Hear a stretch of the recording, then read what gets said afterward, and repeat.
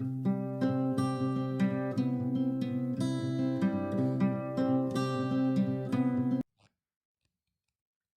right, well, this is what you get in the chicken tunnel package. It's going to be a 20-footer. The nails are already attached, so this is my disclaimer. Watch out, there's nails in this. It's sharp. They can hurt you. Don't step on it. Don't fall on it. I'm not trying to be a butt, but I just want everybody to be aware. There's nails in it. But it's going to come with an end panel, 2 stakes for your fence that you're going to cut a hole in, and 15 ties. The nails are 16D framing nails. Over the years, they will damage, they will rust, they will bend when you hit a rock and hammer it in. So they might have to be changed, but they're really easily changed. Just pull one out and put a new one in. When you put your nails in, you don't have to use every one of them, but I put enough in that you could actually secure it to the ground. It'd be pretty hard for anything to get it up. And that's to help for dog attacks and such like that. It will definitely slow a dog down. Dog, it might jump on a chicken or something, but also, these could be used for chickens, quail. Quail, I'm saying small birds, rabbits, anything like that. I'm not sure how game birds are going to want to go into it yet. I got a guinea hen, a fowl, and I'm going to see if she goes into this one, because I'm going to show you how to put this thing up as soon as it stops raining. But I just wanted to show you what you get in your package. I'll be back. I'm going to go outside as soon as it stops raining and show you how to set it up. Show you how to cut the hole. Show you what I use these 2 tent posts for. And, well, you know what those are for. These are for putting this on the end cap. This is the end cap of the tunnel. You just have to attach it, trim it up, and I'll put a nail in this too. So the nail end will be the bottom. But I'll show you as it's going here. I guess that's it. I'll be back. Well, when you get this in the mail, I was going to roll this up so that the nails faced out so that when you unrolled it, they'd all be pointing down. But I don't think that right there and that right there is a very safe way to do that. So I'm going to roll these up. These will be rolled up the opposite way. So when you unroll it, you're going to have to turn it over. Just make sure the nails are facing down before you start doing what I'm going to show you on how to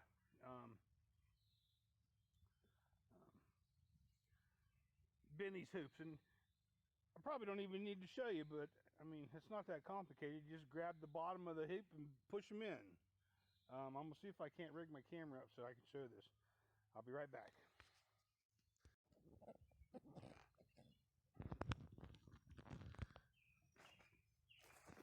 I don't know if you can hear me, and I don't know if this will work, but you sort of straddle this thing, grab these, and just pick them up and bend them. That's all you have to do. Just pick them up. You want the bases about a foot apart. That's all there is to it. See if we can get this one. I don't know if you can hear me. That's all you do. Well, I guess you saw that. I guess it worked. I just did 3 of them. I'll do the rest of them and I'll get it hooked up, and we're gonna get this one electrified. Then I'll show you this end cap here. You just take this end cap and there'll be a nail on this one right here. Just put it at the bottom, put the end cap up there, take your zip ties and just zip tie it to it and then trim it down. Piece of cake. And then you have it all set up. Takes, I don't know, unroll it, takes a couple minutes. And these can all be adjusted. If you got like leghorns, big tall chickens. You can make it tall and skinny. If you got shorter chickens, bantams, you can make it a little bit wider so they have a bigger room. But that's basically it. And then these little spikes, I'll show you on another one what I do with them. All right, hang on just a second. Cut your hole, the bottom of this fence is going to be wiggly. It just moves all over the place. So you just take those tent stakes and on the bottom rail, nail it down, and it holds this fence in place. But I put them on both of them. I'm sending two, one for each side. You got to understand, this hole here was an experimental hole. It's the first one I did, and it was a lot bigger. So this is a little bit sort of messed up, but that's all you need to do. And then you put your frame up to your fence how you want it, and then you just clip the wire out, you know, so you just have it big enough for the chickens to get through. Try not to leave any little sharp edges if you can. And then you zip tie this wire right to the fence, right to that fence. I got it taped, and then I got it wired with these because this is all experimental. But you just zip tie. I sent plenty of zip ties, 15. You only need 5 or 6 there, and 5 or 6 at that end. And you're good to go. You're off to the races. You can always contact me if you ever have any problems. This is what I was talking about, a door. Just any sticks you have. I used old B frames. Any sticks you have that you can just block off that entrance. They can't get through it now. You could do that at night if you don't want them to go in there and if you just got a small yard and you just want to let stuff grow back. See, they can't get in there now. Chickens aren't forceful on fences like dogs and pigs and sheep and all those. They don't really even like to touch the fence. So, but anyhow, I'll just go down through here. And on this section here, we're just going to go for any nails that are in the ground. Just give them a pull. This sort of shouldn't take more than a couple minutes to do this. It's the first time I've tried it, so who knows. We'll try to do it while you're watching, but just go down through there. Don't step on the egg. Pull up all the nails. And you only need to put nails in every once in a while. You don't have to put them all in. You'll see when they ship, they'll have a bunch of nails in it, so you can put them all in if you want to, but you don't have to.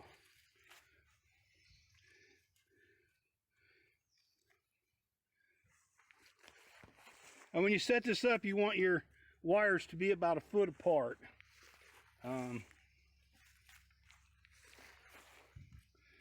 Okay, that's all lifted up, and you should be able to, in theory, I don't know how this will work, but we're going to try it. Should be able to pick it up.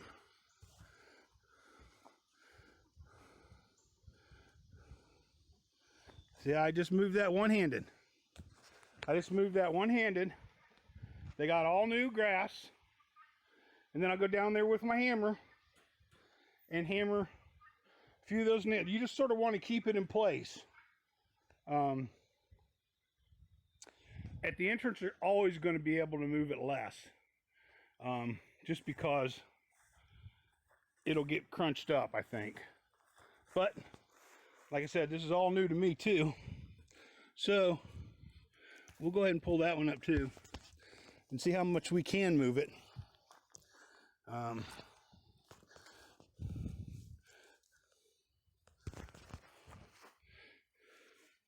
See, I just sort of made it crooked, but it's all new grass, and they'll come right through here. The other have a chance to grow, and you can do this every day. Come outside when you let your chickens out, move their little, I think a 20-foot section will handle 2 to 4 chickens for a couple days before they can actually really whittle it down. But yeah, that's all we're going to do. I'm going to grab my hammer and nail it down real quick. I'll be back. It didn't take me maybe a minute to walk down there and hammer in a few nails. Just come back here, pull out all the sticks, whatever kind of stick you got, dowels, tree branches, they don't care. Anything will work. You just want to stop them from moving. And right off the get-go, once you get away from it, there everybody goes.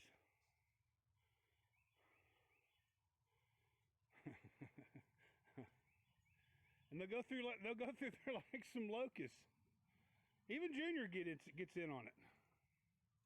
So if you have a small coop and your 2 or 3 chickens are locked up all day long in a small area, backyard, and you got a backyard that's 20 feet, you can just set one of these up and move it around. They can get out and get some good food.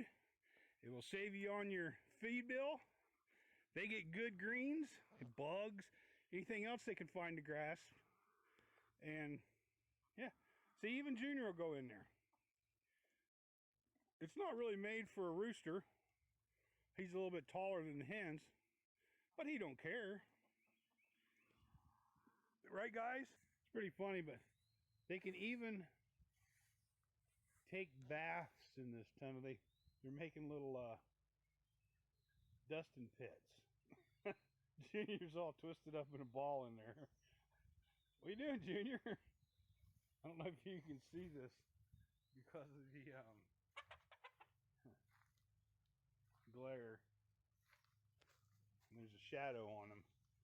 Okay, we're going to do another move. I'll show you how easy these are to move. The sun's been beating on them all day. These guys here are quite happy. But we're just going to go down through here, pull up all the nails, and then I'll move it and put some nails back in the ground, and I'll show you what I'm doing. I'll be back in a minute. Get in there. I had to chase the chickens back in the cage, but all you have to do is one-handed, just pick it up, swing it around. That's all you have to do. Nothing to moving these things. Pull it over into. I wanted to see what happened when I did make a big curve in it. All right, Junior.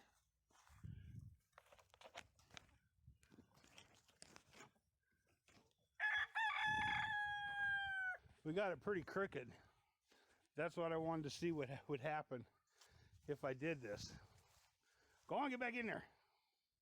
I could have put the little door into place. But now I'm just going to go down through here and hammer in some nails so they can't squirt underneath it. She's pretty bad about it. But I'll be back. I absolutely hate iPhones to do camera work. Every time I turn around, I'm just chatting away, look over, my phone's not doing anything. So I hope I got everything. I just moved that one. But they seem to be loving it. Everything's working good. I don't know, I'm going to say it again. I'm going to build one tomorrow for this one over here. I'm probably going to make it 30 foot. I was saying that if you got 6 to 10 chickens, you probably want at least 2 of these, two 20 footers or 40 feet, just so that if you have the room for it. You know, if you have a 40-foot stretch.